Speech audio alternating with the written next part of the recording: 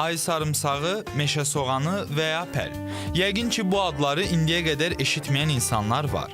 Təbiətin bizə bəxş etdiyi bu bitki ölkənin bir çox yerlərində, adından da göründüyü kimi, əsasən meşəlik ərazilərdə bitir. Nədir meşə soğanı? Nə üçün istifadə olunur? Faydası varmı?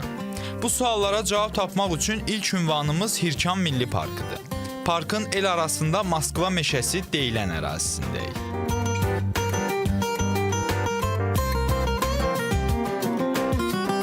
Meşə soğanı deməli latın dillə Allium ursium adlanır və bu el arasında buna ayı soğanı da deyilir, ayı sarımsağı da deyilir, bəzən sarımsaq da deyilir buna. Çünki bu sarımsaq iyili olduğuna görə demək yerli əhali bəzən sarımsaq da adlandırır onu.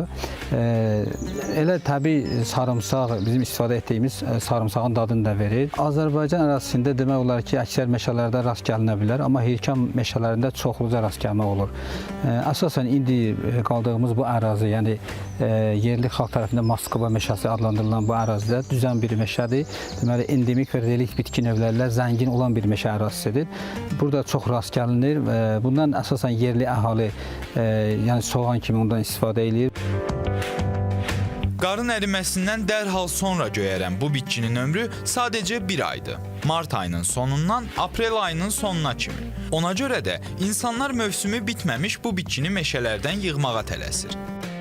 Meşələrdən toplanan bu bitki paytaxt bazarlarına gətirilərək bu cür dəstələr halında satılır və qiyməti isə olduqca münasibdir. Bu dəstələrin 4 ədədi sadəcə 1 manatdır. Alıcı var, alırlar. İndi əsl göy yemək vaxtıdır da, sezondur. Ən çox nə üçün alırlar? Kətəyə, qotaba, belə yeməyə, yəni hər şeyə gedir, hər şeyə istifadə olunur. Meşə soğanından milli mətbəxdə müxtəlif çeşiddə yeməklər hazırlanır. Qutabdan tutmuş çığırtmaya qədər. Faydalarına gəlincə, digər sarımsaq, soğan bitkilər kimi bunun tərkibində fitonsid dediyimiz xüsusi maddə var ki, bu da ciddi şəkildə antibakteriyal təsir göstərir. Yəni bu insan bədənində immun sistemini gücləndirib bakteriyalarla mübarizəni bədəndə daha uyğun hala gətirir.